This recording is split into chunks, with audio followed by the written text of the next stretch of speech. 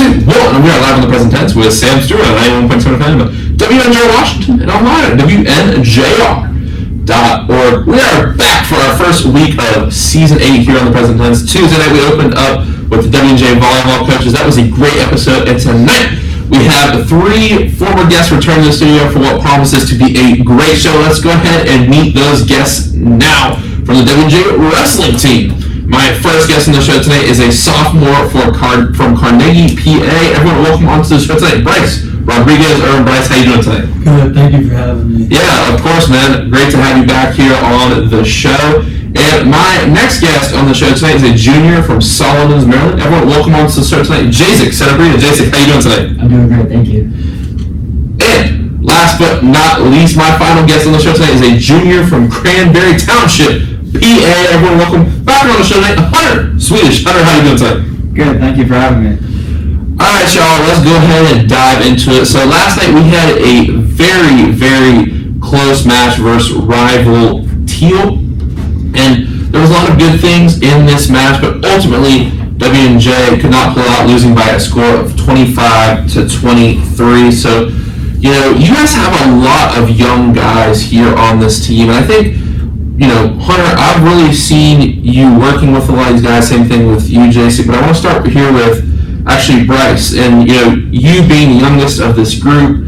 What do you feel like the biggest thing is moving from your senior year in high school to wrestling as a college freshman? Because I, you know, working with you guys you know, for the 5 months in the fall semester, like I heard Coach Nick talking about a lot of the roughness that, you know, is different, and the amount of hand grabbing and the kind of violence in that. But at a general level, what makes college wrestling so different from high school wrestling? Yeah, so I think transitioning from high school, the first thing you'll notice is just the physicality. In high school, you'll have like a lot of kids hanging around, just trying to be slick and not get like in any tough battles. But in college, every match is basically a fight. So a lot of the freshmen are figuring that out now, that every match you have to be ready for. You're not going to have any slouches here in college compared to where in high school you'll probably catch a few kids where you could beat up pretty easily and then maybe have 1 or 2. So now like they're starting to figure out the physicality. Every match is you're going to have a grown man, especially coming in as a freshman. You're going to be the younger one, so just being ready to be in a battle every match. Yeah, I mean, especially like a program like Teal, you have a lot of guys returning from them. And, you know, let's talk about that match last night. Jaizik, this is obviously a rivalry between you and Teal, and, you know, there are 2 other teams in Pac-1 just added St. Vincent, but WNJ and Teal has had a long history of a big rivalry in wrestling. So for you, what are the biggest adjustments when it comes to facing Teal directly, but also the Pac in general? You know, what does the squad need to do in order to take on these teams and win the Pac championship? In all honesty, like we just need to tweak on the little things. I feel like last night it was just the little stuff we got outworked on, or just like gave up, and I think just working on that, go back to the drawing board of just learning what we need to figure out, and just keep working harder than most teams. Because yesterday Teal was definitely a beatable team. Like we had it in the bag for a little bit, and then some of our guys faltered just because of stuff they weren't worried about, or just some stuff they had to work on. So I think just moving forward is just working on the tiny stuff. Now, when you say the tiny stuff, can you give us some examples of what you saw yesterday? Yeah, so like if you're on bottom, just like working up to your knees and like getting that extra escape before time runs out, or like not giving up a takedown right before the period ends. It's just like this stuff like that of like constantly pushing yourself to always try to get more points. Now, Hunter, I noticed a lot, you know, in the room in the build-up of the season. You were a very vocal leader, and have you felt like you've always been this way? Did you step into this role? And, you know, when you've been given, you know, those verbal cues to those guys in the room, when you've been that leader in the room, you know, have you given them specific advice? What have you told them? And have you always had this kind of leadership style where you've taken charge? I wouldn't say I'd always have the vocal side of me until about this year. You know, last year when I got named team captain, I was still only a sophomore, so I kind of just led by example and just let my work ethic talk. But this year, I was like one of the upperclassmen. We don't have like any seniors really, and we only have a few juniors now. So I knew I had to step up vocally, And I kind of just encourage the guys. I'm a little hard on them sometimes. Like, I believe in tough love for sure. And I think the freshmen responded very well to that. And I kind of just push them. It's not really what I say, it's just like how I say it, I feel like. As long as I'm pushing them, I know I'm doing my job. Now, I'd like to ask you, Bryce, one thing. So I saw a lot of the guys for T last night hitting the kind of celebration you hit with the shushing and the showing the jersey. Does that have extra motivation going into the tournament? You know, some of that trash talking? Because I know wrestling's a sport where there's actually, to make people might be surprised, but I've asked a lot of you guys that there's not that much trash talking at any given match. So is there any extra motivation going into a big rivalry face-off like you guys will be seeing in the MAC championship, or is it going to be business as usual when you go against the Teal guys? I mean, it's always business, but that obviously throws a little extra into the fire because they're a rival, so just them doing that makes a little bit extra when we go out there. But, I mean, our team knows what we were supposed to do last night, and just for the duel, it doesn't mean as much as it would in the pack, so we're just there to take business, like, at the pack instead of the duel. We'll make up for it. Now, Jaizik, I'd like to ask you a question. We talked this about, you know, the show a little bit before, but, you know, seeing over the last couple weeks, it's been kind of an up and down situation. You guys have wrestled close with teams at the beginning of the season, like a team like Fairmont State. You guys have had some individual champions, but obviously the Kalahari duels was a little bit of a tough match, bouncing back versus Washington Lee, and then a tough defeat last night. What do you think of this season so far? How would you assess it? You have a lot of young guys wrestling. There's been quite a few ups and downs. Obviously, two coaches who are in their second year still trying to get acclimated, you know, just to the way that they want to do things. How would you assess this season so far, Jaizik?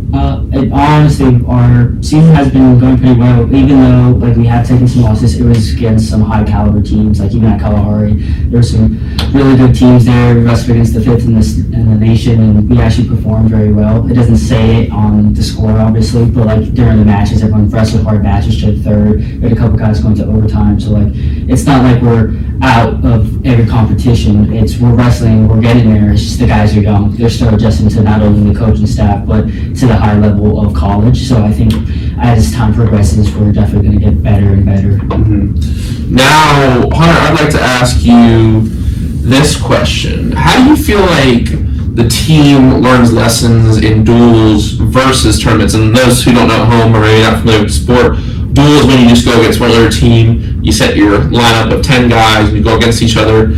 Tournament is more of an individual kind of thing. You work towards the top of the bracket. For you, Hunter, how do you feel like the team gains different lessons, or what do you feel like is better for preparing the team? A tournament setting or something last night where we had just one-on-one out on the floor, everyone's paying attention to those guys? What do you think is more valuable? For the team, it's definitely going to be the dual matches, and that's kind of like only because it kind of brings the team together. You don't really see that at the open tournaments and the like invitationals we get invited to. That's more of an individual base. You wrestle for yourself during those tournaments, and you realize what you have to work on afterwards. But when you come to a dual match, the whole team comes together. You realize what you have to work on as a whole team, as a whole squad. And I just kind of like the dual matches better because it gives you that fire. You don't really get that at the individual tournaments. Now, I'd like to ask everyone, you know, our first question we'll ask everyone tonight. And I think, you know, for each of you guys, I've talked about your process a lot, kind of your stories. I want to dive into, you know, more of what makes you the athlete you are. So I think one thing that I've really noticed about, you know, wrestling is the kind of build up to the event is so important. What I mean by that is, like, you know, I got there about 15 minutes early, you know, you guys are constantly walking around, you got the headphones in, it seems like you're trying to get in some sort of mental space. So let's just take it as a duel right here. So, Bryce, I'll start with you. When you're trying to walk out onto that mat and prepare, what's going through your mind? Like, is it a thing where you're trying to amp yourself up? Because I know in, you know, so many combat sports, you know, wrestling included, where guys are just bouncing off the walls. And, you know, for me, I can't even imagine the emotions that, you know, you're trying to defend yourself, you're trying to, you know, be aggressive towards this other person. What kind of things are going through your head as you step out on that mat to try to take down someone and, you know, pin them on this mat? Yeah, so for me, I know a lot of guys like to be amped up and get all hyped, but what I learned for myself over the years is just getting out there as calm as possible. So while a lot of guys are like getting hyped up, I get a super hard warm-up in, And then after that, I'm really chilling out, maybe listening to some oldies music. Okay. But like I like to go out on the mat as calm as possible. I think that's when I make the least amount of mistakes. I think when I go out there amped up, I'm too like hyped up, too busy, and that's where mistakes happen for me. I wrestle the best when I'm calm going out there. So you said oldies, and this is a good, because we talked about some music last time I had it was one of the first shows where I talked about the party songs, but you know, I feel like everyone's got their headphones on, and I'm sure that music isn't. So when you say oldies, like what kind of oldies are you talking about? My go-to is Johnny Cash, as some of the guys know. That's Ring of Fire. Ring of Fire. So that was like a song like me and my dad would like mess around with like in the backyard. So any like Johnny Cash song, any of the oldies though, does the job. Very cool. Now Hunter, what's your mindset, and if you have those specific songs, because I know, you know, specifically I saw you yesterday, you're constantly kind of walking around. What's the, you know, obviously in addition to what I just asked Bryce, what's the purpose of kind of, you know, the jumping around and the walking around, even like 30 minutes to 15 minutes before a match, you guys are still doing that. What's the purpose of that? Is it just staying loose? Is it keeping your nervous system? What's the purpose of all that movement before the match? Honestly, like, I move around a lot only because, like, it just makes me feel confident because, like, that's kind of translating to my wrestling style. I like to move around a lot, move my feet. But for me, I just kind of, like, you know, put my headphones on, listen to my music, just get in my zone. I don't really like talking to anybody. Like, if someone wants to give me a high five or slap me in the head, sure, that's fine. But, like, I don't really like talking to anybody. Like, I know Bryce, he likes to literally have full-blown conversations with people just to calm them down. But for me, I just put those headphones on. Everyone knows to, like, stay away, don't really talk to me. But yeah, I guess moving around just, like, keeps me loose, keeps my mind, like, focused. Specific songs, sometimes it's like rap, like, I'd say like old school rap, like Eminem, or something my dad put me on to is Michael Jackson. For some reason, I just get in that groovy feeling and I'm ready to wrestle. It's kind of, it makes it fun. That little moonwalk out there. Yeah. And Jaizik, you know, for you, what is your mindset when you step out there? I'm kind of like Bryce. Like, I kind of need to like go out there and be calm because if I'm too jittery, I kind of make a mistake out there. But I kind of get nervous, especially around like in dual meets or in tournaments. Like, all the atmosphere is just so overwhelming that sometimes I get distracted. And so being able to like put headphones on and isolate my mind so I can focus on one thing at a time, it really helps me just like focusing on the match rather than everything else that's going on around me. As far as music, I don't know, I'm kind of mixed. I kind of have like what Hunter said, a mix of like rap music and then I have some like old rock music and some like indie music. It's just like all over the place. Okay. It's whatever that like just helps me go through the motions. Awesome. Now, I'd like to ask another question that I actually asked the coaches on Tuesday, and we'll reverse order this time. What is the biggest lesson that you learned in 2023? That's hard. I'll start. Biggest lesson I learned in 2023 is just like put my happiness before anything else. You know, but I wouldn't say it was a tough year at all. Like, I had a really good 2023, but I kind of just like got in that mindset where it's like, you know, I gotta put me first in every situation. So yeah, I'd say that's the biggest lesson I learned. I think for me, like 2022 was a hard year for me. I got a lot of stuff that happened in my personal life, and then going into 2023, like kind of what Hunter said, just like put myself first, and it worked out. Like I got into a lot of good things. Like some hiccups happened, but then overall, I had like just a really good place of my life in a long time. So I just think being able to put myself first and worry about like my stuff and people I care about is really the best thing. Yeah, for me it was pretty similar. I'd say like just focus on what you can control. Don't like overthink anything, and that goes along with like finding happiness and everything. Once you focus on just what you can do better and how you could get better, then like the happiness follows. I feel like that's an interesting concept idea, put yourself first. One book, I don't know if you've heard of the Jordan Peterson. He wrote his first book was called 12 Rules to Life, and one of the rules was treat yourself like someone you're responsible for. And sometimes in life, we, you know, and I'm sure you guys know this, but you guys are great guys, like, you treat someone who's having a rough time, like, hey, it's okay, man, it's all right. Like, if one of your teammates loses a match, you're going to be like, you know, you're good, get them next time, man. But if you lose a match, you think, like, for me, like, one of the guys comes out the bullpen and I'm like, hey man, you're good, just one out. But then I mess up out there and I'm like, man, I suck. Like, but I'll never say that to someone else. You know what I mean? So why am I treating myself this way? And I think it's a thing that athletes struggle with. It's, you know, you want to be hard on yourself, but at the same time, it's like, I feel like sometimes we can be our own biggest enemy, not just because we're overthinking things, but because we are our harshest critic. And it's like, is the criticism that we're giving ourselves fair? And I think, like, you know, at least for me, I'm a guy who really holds myself to a high standard. I'm like, man, I could have made this pitch better, you know what I mean? But I wouldn't say that to anyone else and be like, oh, this 2-1 pitch or this 1-2 pitch that you had in the first batter, then, like, you know, I wouldn't be analyzing it in that way, if that makes sense. Yeah, no, I totally agree, but I've also kind of came to the realization, like, especially at the Division III level, you know, it's not the end of the world. There's a lot of bigger things going on outside of wrestling, outside of any sport. So, like, you just gotta, you know, reel it back in and calm yourself down. That's kind of how I look at things, especially as of last year. Yeah, and that's a theme we talked about. My head coach was one of the first people to tell me they come up the idea of leaving it at the field, so to speak. You know what I mean? And I think, like in the COVID year last year, that was really tough. But I learned that it's a very important thing because, you know, obviously with COVID, you have to do at our rooms, that sort of thing. But I think that having that mindset of whatever happens to matter, the field or the court, and leaving it there can be very, very powerful because, like you said, we are, you know, Division III athletes. Like, this is probably not going to be anyone's pro thing. Maybe there's a couple of people I can think of who, you know, specifically a couple of football players who went, you know, transferred up, you know, baseball, same thing. But it's like, it's one of those things. I think you have to find other things that make you happy because sports cannot be the sole thing. Like, if you win a match, you lose a match, it cannot determine your whole day. And I think that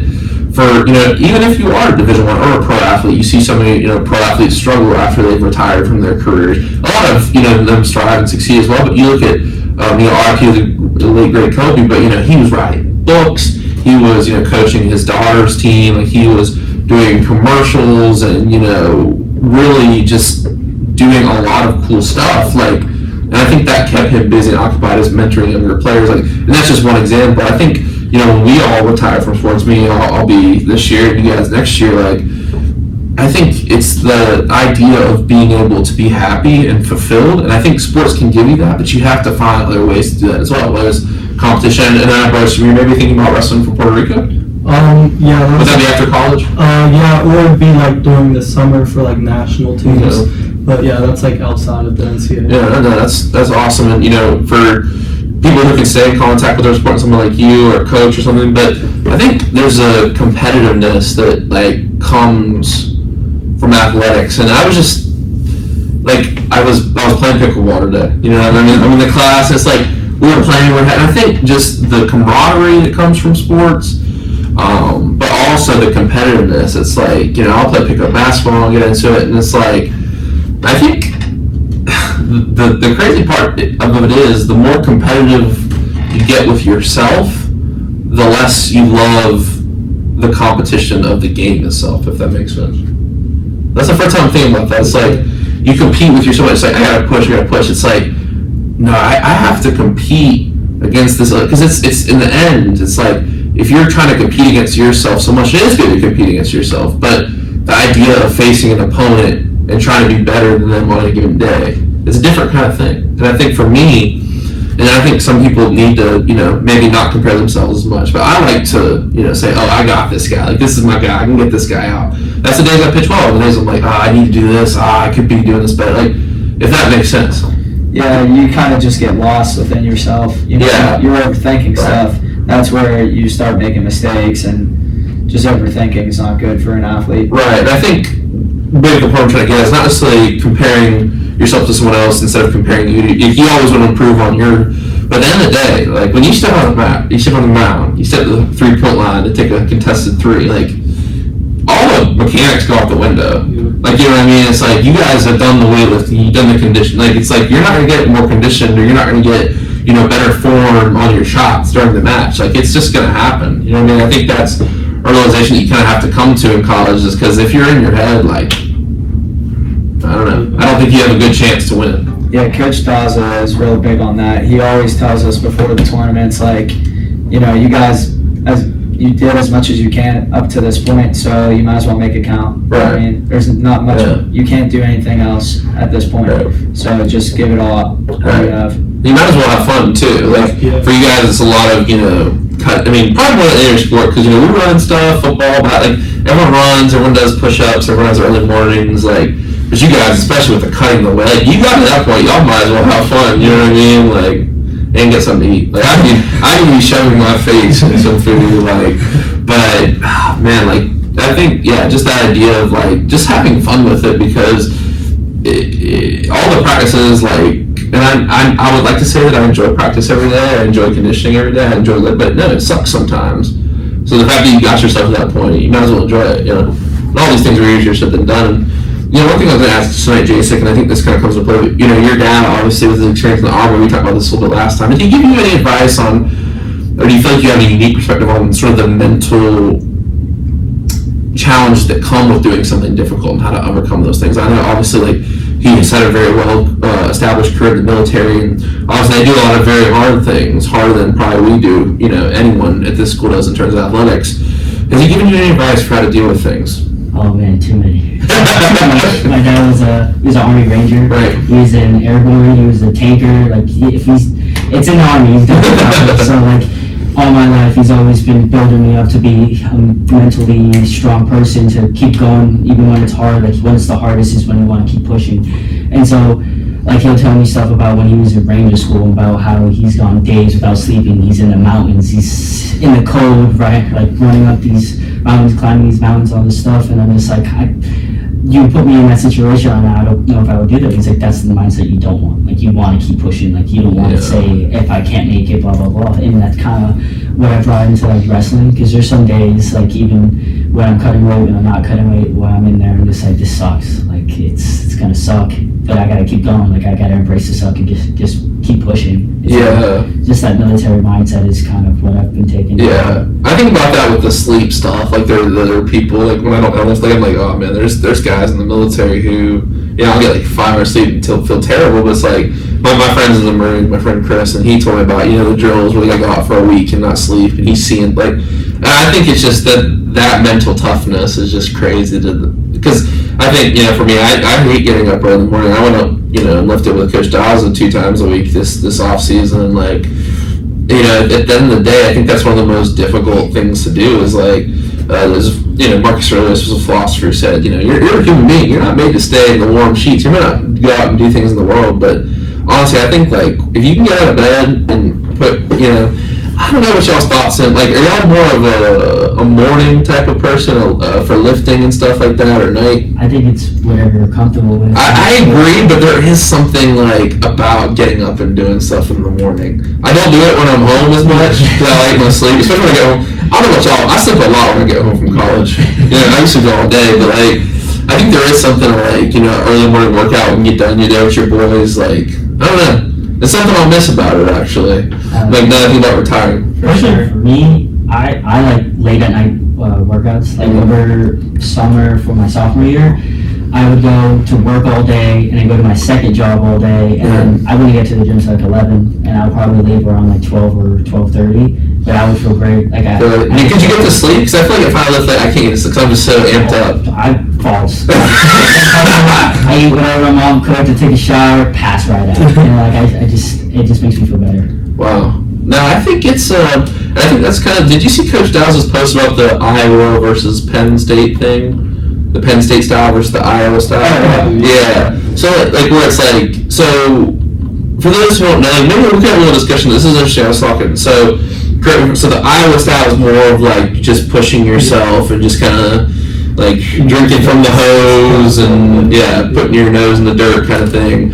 Versus Penn State is more, I don't want to say scientific, but like more based on like sleep recovery, kind of not so much like just grind, beat yourself down. It's more like building up. Do y'all have a preference if it's the just to use the term the Iowa style, the Penn State style for you guys, or which one you would want to coach as, or if you were in charge of someone, what would you recommend? I mean, I'll start, I guess. I feel like for me, like my style is more of a mix of both. Okay. Like there's times where like I need to have that hard, like intense practice or whatever it is, workout, like that Iowa style. But then there's other times where it's like, okay, we need to slow things down, like focus on technique and like, you know, just roll around and have fun, like, you know, maybe come up with something on your own. Like that's the creative style. I would call Penn State a creative style. You know, like I know me and Bryce will go into the room sometimes on our own and we'll just roll around and like we'll be like, oh, like how'd you hit that, or what's that move? Like we'll just have that mind flow. But then there's other times we'll go in there and it's like you gotta grind, gotta practice this drill like super hard. So it's a mix of both for sure. I see. Your thoughts, guys? Yeah, I'll go next. Yeah, I was gonna say the same thing. I think it depends on the wrestlers. Some guys prefer one style and it works and they ride with that. But for me, I'm the same way. Like usually, like the beginning of the year, getting into the season, getting back into shape, it usually starts like Iowa style, like go, like let's get back into it. And then once you got like everything down, then it more flips to like the creative Penn State style, like, hey, let's slow this down, or let's slow it down a little bit, let's get creative, like let's start having fun. You put in all the work, now let's figure out the smaller things. I'm gonna have to agree with both of them because like I've learned a lot from them. So like from when I've started here, like I was working a lot with Hunter during my freshman year. When Bryce got here, I started working with both of them a lot, and ever since then I just kind of kept working with both of them. And so everything I've done in practice is kind of like what I've been learning from both the coaches and them as well. So it's kind of like a mix of both of them, and I enjoy both, honestly. Yeah, no, I think, and the key part, from my understanding, is like both Penn State and I are both really good. So it's like, you know what I mean, there's multiple ways to get to where you want to go.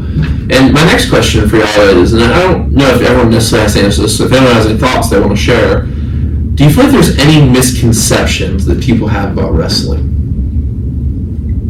Because I feel like spending 5 months with y'all, I learned a lot about, because, I mean, y'all are in your little room back there, like not many people on campus get to see y'all practice, like, whereas basketball, you know, everyone can watch the whole practice if they want from the gym, or baseball, if someone's out there on the soccer field or whatever, like, for you guys, like, I didn't understand quite how intense things are on, like, it's really, you know, I think for other sports, you're kind of just, like, warming up, and, you know, we, like, do our pitcher's work, and, like, there was a certain level of intensity to it, but it's not like, you know, everyone's sweating, you're trying to, you know, do this move, the music's bumping on top of you, like, I feel like it's a sort of, you know, in a lot of ways it's a different sport, but just the preparation, the weight loss, all of it is different. But do you feel like people have any misconceptions about the sport of wrestling? Can I answer it with a question? When you came in, what was your misconceptions that you thought of from coming into like our practices? I think, well, like I said, I don't think I understood how, I knew y'all worked hard, I'm not saying I didn't think y'all, but I didn't understand how hard every individual practice was, like people sweating, the mat drenched, and like, one, you know, the need to lose weight every match, but also just the amount of conditioning that's necessary for the sport. And like, you know, I've watched a little bit of you guys at, you know, a couple of home matches and, you know, the tournament, not every, obviously not the away ones, but like, I think I realize how important conditioning is to the sport. Like those third rounds, like you can tell who's in shape and who's not. Like, and you know, just the level that they would push y'all, like, all right, now we're gonna do shots, now we're gonna do like this drill and this drill. I think that was a misconception, but also, I'm gonna be honest, like how technical things are, like in the skill, like, I think I envisioned it more as like, you know, oh, I'm gonna be strong, I'm gonna like flip you and slam you, but like no, there's a lot of like, you know, single leg shots, double leg shots, defense, you know, there's strategy involved, like, okay, here's our strength, we're struggling with guys who are on the bottom, and you know, they're gonna flip the thing, and we're on bottom, what are we gonna do here? And then we work on this drill. And I think, you know, the amount of technicality along with the importance of condition, those are two things that really surprised me. Yeah, I mean, I'll answer the question. So a couple of misconceptions I'd like to clear up is... It's not WWE. Yeah, that, I mean, there's no chairs. It's not called a leotard, it's a singlet. Right? Does anyone actually say that? Yeah, what we wear, like, I've heard people call it a leotard. No, it's a singlet. But that's still uncomfortable. They can be. Sometimes they're too tight. Sometimes they're too loose. It kind of depends. I've worn countless. I like the Rick and Morty singlet that was featured in the film with Charles, but that's an interesting one. But yeah, I kind of just want to get back to like what you were saying, like the technicality of the sport. Like it's an art in itself. It's literally a martial art. So like it's not just like, oh, I'm gonna lift you up and slam you. Like there's countless hours we put into our technique and our craft that goes like unseen. I think like everyone knows that wrestlers work really hard and like the conditioning is pretty intense. Because we're out there for only 7 minutes, but it's 100%, like you're giving all you have for all 7 minutes, and it's 1v1, like it's not team versus team, so you're out there all by yourself. So it's a completely different game than like a basketball game. Nothing against basketball or like football. Well, I think of like something like hockey where you kind of have like a short shift. Like the analogy when I played hockey was like imagine sprinting. Like for you guys, imagine sprinting with like a weight vest that you're you're constantly pushing on a thing for 7 minutes. The guy is your same size. Yep. Yeah, it's just that 1v1 aspect. I just think is what separates wrestling from a lot of sports. Yeah, for sure. And I think you do like in something like baseball, basketball, you might have this situation where like only one guy can dribble the ball at a time, and most of the time there's one guy guarding him, and one guy can hit and pitch at a time. There's also teammates that can come in and save you. Like if some guy's got you picked up and he's getting ready to toss you across the mat, nobody's saving you. You're all out there by yourself. I think that's really interesting. And I think that the technical part of it is really, I think probably a lot of people do have that misconception about it, because like I don't think there is like the WWE and like stuff like that in like MMA, but even like for those guys, like I think people don't understand how technical combat's. Like I was looking at a video one time of like Floyd Mayweather talking about his footwork, like, and it's like, yeah, this guy's like super strong, he's obviously a great boxer, great defensive boxer as well, like bobbing, but like the amount of footwork he puts himself in to get to this place, and like the same thing with y'all, like there's so much footwork. It starts from like the feet to the ankles, the knees, and all that stuff. And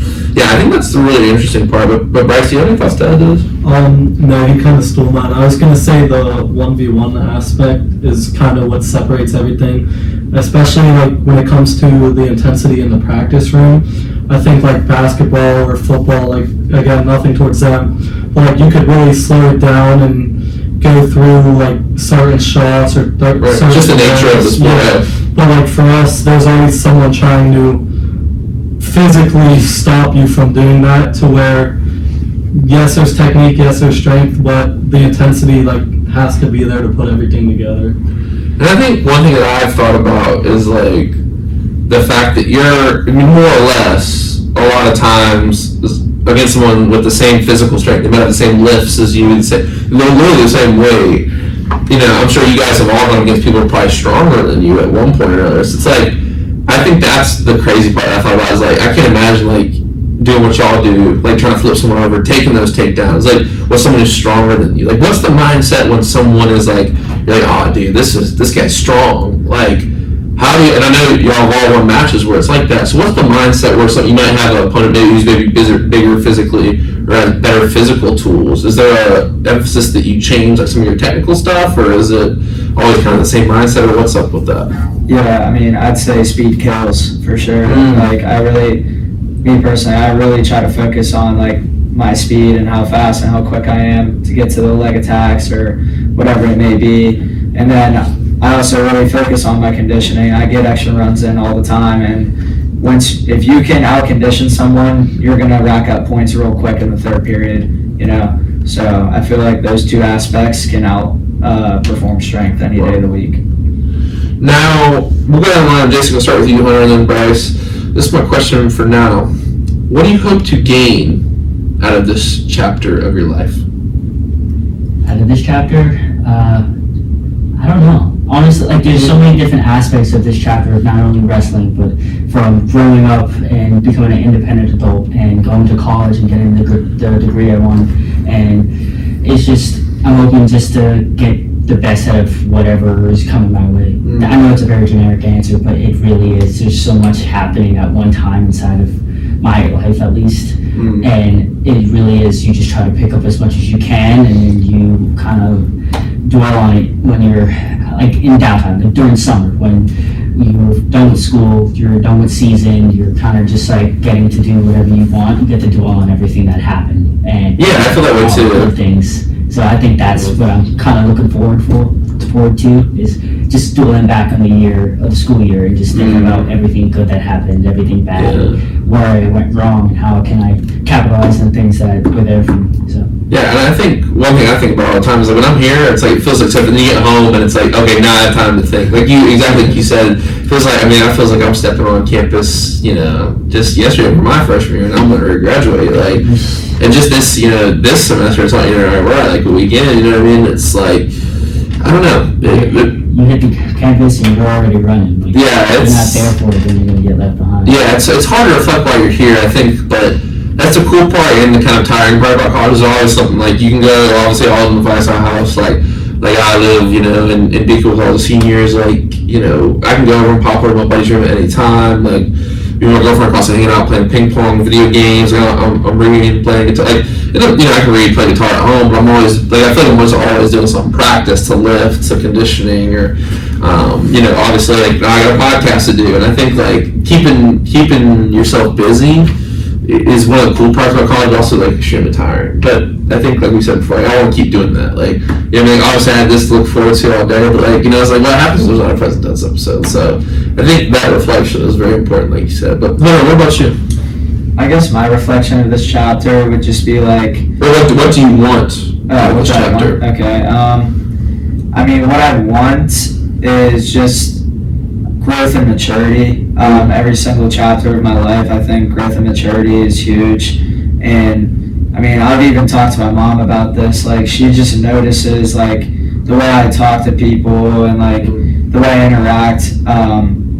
It's just so much more mature than I was senior year of high school, and it's just like crazy to like look back to where I was senior year of high school to where I am now. I just feel like you can handle yourself a lot better once you go to college. You're all on your own, and that's where you learn a lot about yourself. Wow, no, I agree, and I think it is that kind of transition period where you learn. People do change a lot, and it's now like it's funny because you say that because I've had some freshmen come on the show, and it's like, talking about, I have this goal, there's ups and downs, but it's like, you really can't know the difference between your freshman, and I'm sure you probably experienced it most, you're only a sophomore here, but like, that difference between freshman and sophomore is huge.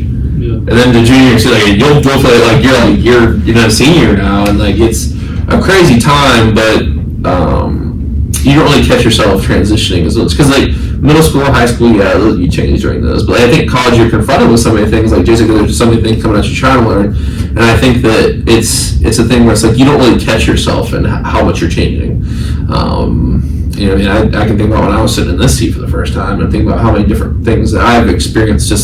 I think just using this again because I do hear a lot of people's stories, and I gain experience from that. And like I think about that's changed me in such a big way. But Bryce, what about you? For me, I want to slow down and just enjoy everything. Like you said, being a senior, everything flies by so quick.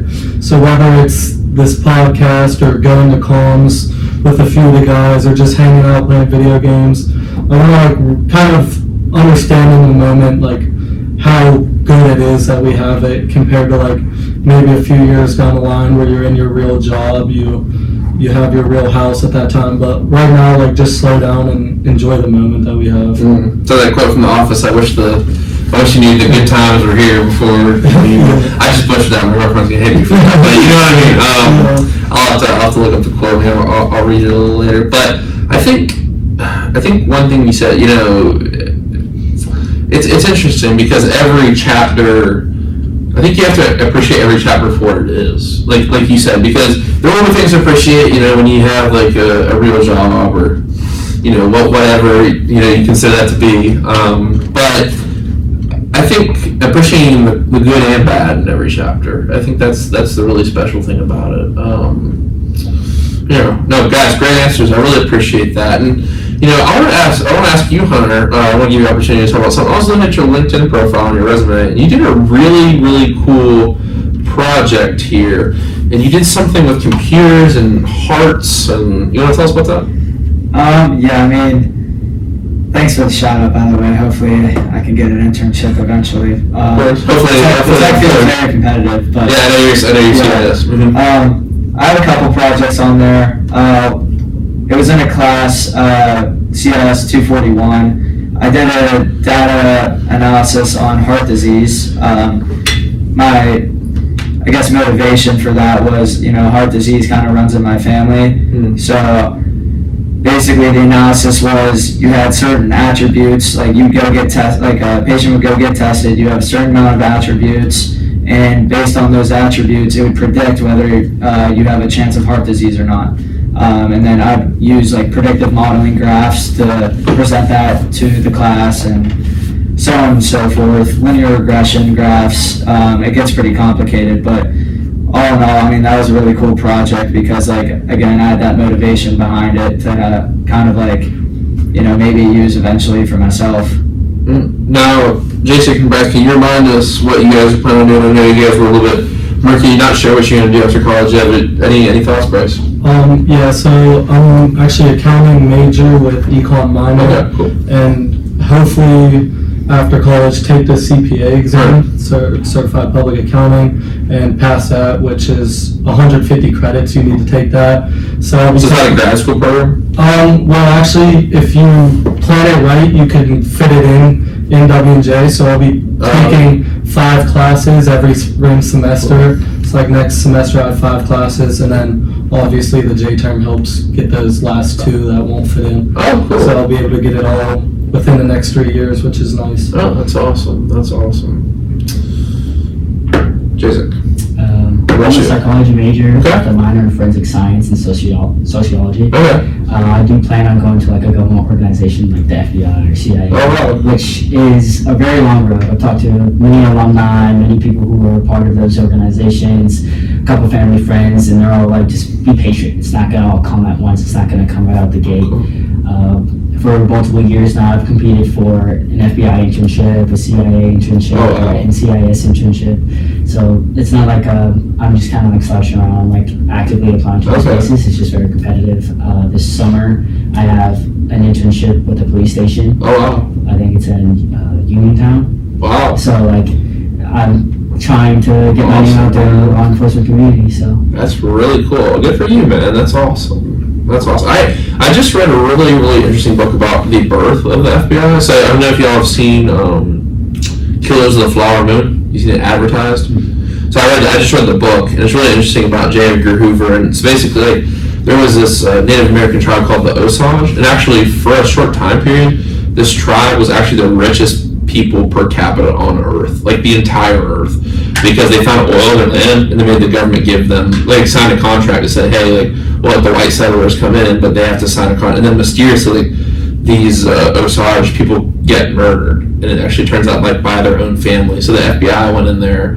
The federal agents, they called it at the time, was like former Texas Rangers. It was really interesting. The movie, I think, kind of flopped, so they stopped kind of advertising it. But the book was really, really solid. I didn't see Napoleon in break. Anyone see Napoleon?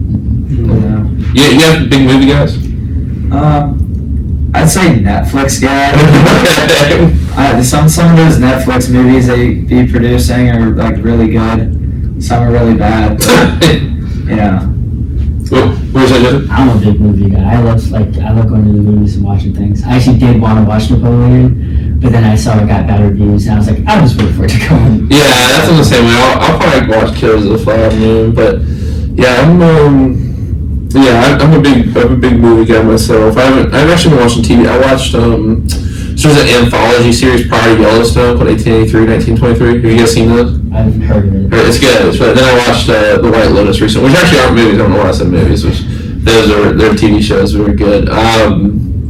Yeah, I'm trying to think. I haven't watched TV. I haven't been watching any movies lately. But you heard of Leave the World Behind? No. It's just, it's just this movie. It's basically a conspiracy theory of like what would happen if the U.S. was under a cyber attack, and like satellites would get shut down, navigation systems get shut down, and there's like a hidden message behind it. I'm not going to reveal it to you. Okay. It's like, I know me and Bryce kind of watched this together at a buddy's house, and it was like so confusing. And then a buddy that previously watched it told us like the whole secret message, and we finally understood it, and then it almost made me like want to do like a ton of research on it. I was on TikTok. Like, that's a great place to do research. I was on TikTok, like, just and like they were explaining the conspiracy theory. It was crazy, so you'll have to look into it. All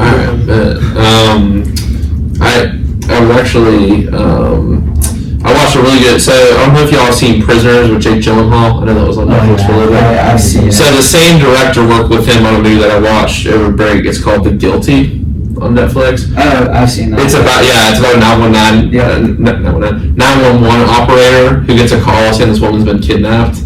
It's really Jake Gyllenhaal. He's a really good actor. Yeah, he would. Am I gonna? He was in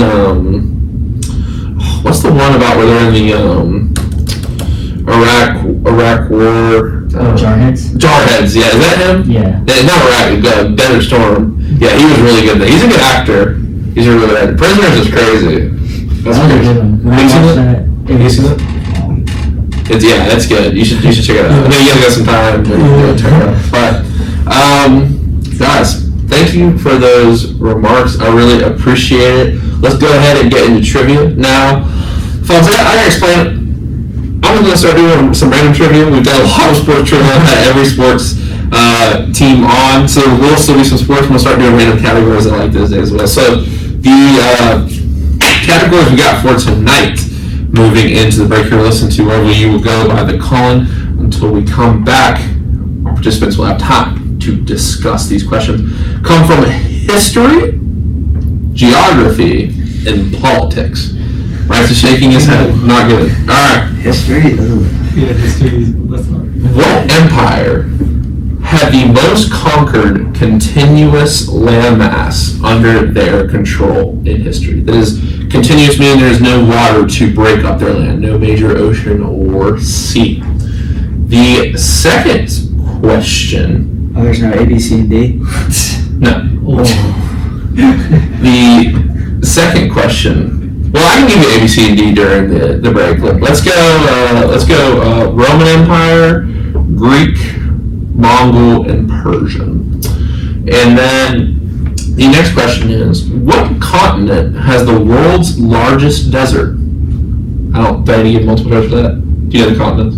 Yeah. Now, the third one, the politics question. Who was the leader of Great Britain during World War II? We'll get your answers after the break. This is the present tense with Sam Stewart on 91.7 with WNJR Washington and online at WNJR.org.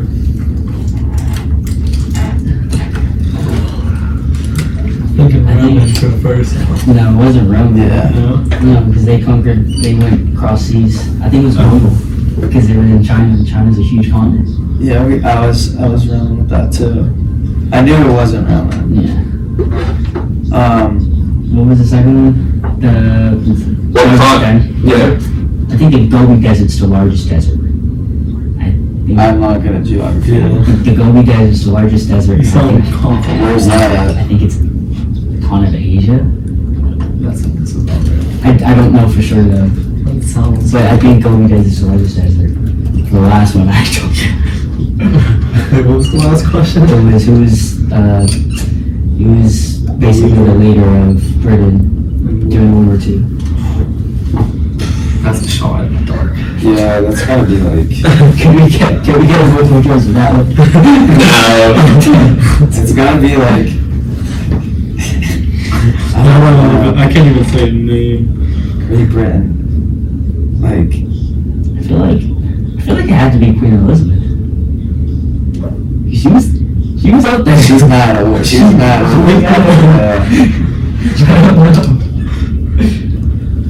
More specifically, who was the prime minister? Damn. Okay. Yeah. We might just be shooting for 2 out of 3 here. I think you're gonna hear the name and you're gonna Be like, yeah. What are we guessing?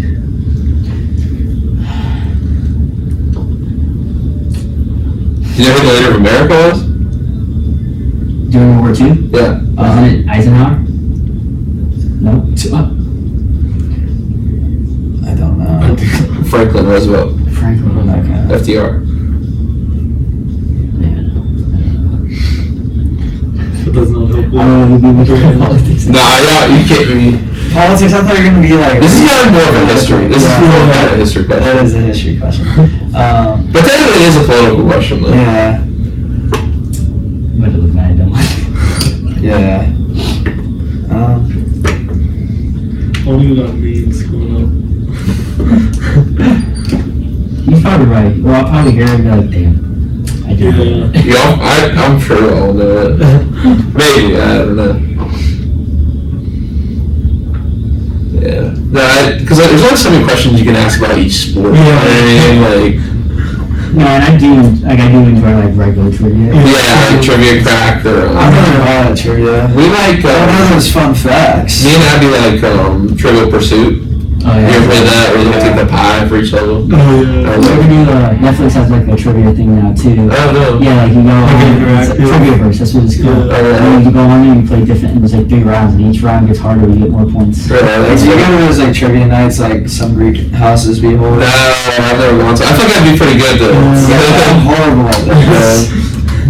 I'm no Because I feel like I have a wide variety of interests in Yeah. like, stuff to talk. Like, I feel like I like art, I like history. I was thinking about, there was a couple, I was doing a random generator, right? There was a couple art ones where I was like, yeah, I don't know if these guys seem like art guys. It was like, who painted Starry Night? Oh, that's Pablo Picasso.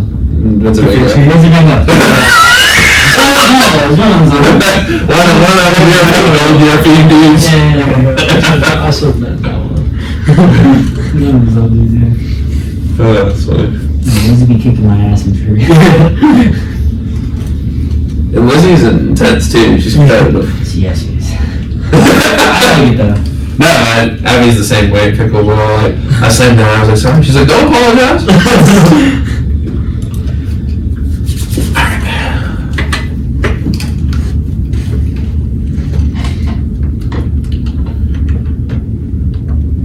We're back on the present tense with Sam Stewart at 91.7 FM and WNJ Washington. Put on WNJR. Or today we're going to talk with Bryce Rodriguez-Uram, Hunter Swedish, and Jaizik Sanabria. And before we had our trivia segment. And the first question for the night is, what empire had the most continuous conquered mass of land? Was it A, Roman, B, Greek, C, Mongol, or D, Persian? Your answer is? Mongol? That is correct, actually. Genghis Khan, they conquered China, in addition to Japan, that's technically a C, but parts of Russia, which is, Jason called it, is a huge landmass. That was very smart. I threw in the ocean there, because actually, does anyone know what the largest area of land with seas? Who held that? Which nation? It was probably Persian. Britain. Britain. Okay. Yeah, I mean, like, they had America and True. all to sell spices and tea. The second question, which continent has the largest desert? We said Asia. That's actually incorrect. It's Antarctica. Antarctica. It's all a desert. Yeah, Oh, wow. I knew that. It's actually just like a frozen desert. That's crazy. A little tricky. But I like to give stuff you don't learn from. I would not have guessed that right if I was asked that as well. And then finally, who was the leader of Britain during World War II? We had no idea. The answer is Winston Churchill. Oh my god. You were right. Still dead now. Not a history guy. I was like, I don't know any computer science too, because sometimes people are like environmental asking about like an animal or something. Hey, see if y'all get this one for that. Which non-animal has the closest DNA to humans? Non-animal. Non-animal? Non-animal. What do you mean by non-animal? Like fungus plants. That's a good question. It's something they have it at the salad bar at Columns, I'm pretty sure. I don't know. It can be a thing that people use to gain altered. Yes. Yeah. Because if you think about like mushrooms, they have like a fleshy Yeah. texture. Uh-huh. This texture of their skin is actually kind of similar to ours. It's actually the genetics is actually we're closer to a mushroom than we are any other fruit or vegetable. More than that, right? Shout out mushrooms. You got it. I said the content. See, like Joe Rogan on here. To the subject. But Do y'all have a favorite memory from your time here? Like, is there a particular memory that stands out? Is it that pack tournament? I know we obviously talked about that, but I know, like, obviously, the picnic before the season, all that stuff. Do you have a particular memory on the mat or off that particularly stands out to y'all? Marco's gonna hate me for this. Okay, that's what's up for one story. Yeah, my favorite moment probably at PAX. We weren't even like halfway through the tournament yet, and Marco's like obviously an intense guy. He has to map everything. The machine, out. right? Yeah, he has to map everything out. He's mapping all the points, and I remember turning around, and he's breaking down, crying, and I'm like, "What just happened?" And I pick him up, I'm like, "Yo, what's wrong? Are you good?" He's like, "We're gonna win! We're gonna win PAX!" And I was like, "Oh my god, it's gonna be okay." And I took him to the corner, and he's like hysterically crying. That's probably one of my favorite moments. Wow, that's awesome. That's a great story. I mean, yeah, obviously winning that pack title was nice, but I'd say it always goes back to the W&J Invitational my sophomore year, where me, Braden, and Bryce all won that tournament. And I think this was my favorite memory last time I was on here, so not much has changed. But No good memories. But yeah, Braden, his finals match was super intense. He's wrestled that kid like, I don't know, 4 times beforehand. And when he got that takedown, there's that picture, picture. Classic. We're all holding up 2 points. Yeah, that's Caitlin took that. Yeah, so I mean, that was like a real good, I'm holding everybody back, so we don't get like any team points taken from us. But yeah, I mean, that was definitely a core memory. Yeah, I was gonna go with like something wrestling or a tournament or something on the mat until Jaizik brought up Logan. And that completely reminded me of last year. Every day before practice, we play like soccer or handball. And as we said, Logan is super intense. So Logan might have gone in 3 or 4 fights last year. Before practice has even started over soccer. And those are some of the best memories. Just all the guys playing soccer before practice, just messing around. In that room, in that little room? Yeah, you take the tires as goal. Yeah, that's fun. Wow, that's awesome. One question that I was thinking about last night, maybe people might understand. So the coin gets flipped. What do y'all typically play? What's the strategy there? Because I know okay, so I know to get a quick 1 point, like a lot of people will just kind of get an easy escape because that's kind of a good motion, easy motion, but pull someone's hands off. So I was told. But when you're on top or you're take bottom, you're trying to escape or start neutral. What's the strategy there that goes into that kind of thing? Bryce, I say you're thinking about it. So yeah, it obviously depends on who you're wrestling and the situation. Because like some guys you might not want to go on your feet with, some guys you might not want to go underneath on bottom. But for me, like if I win in the second period, I'm usually deferring, which means you get choice in the third. So like that's my main choice. But I know like some of the guys have different perspectives of what they like to do.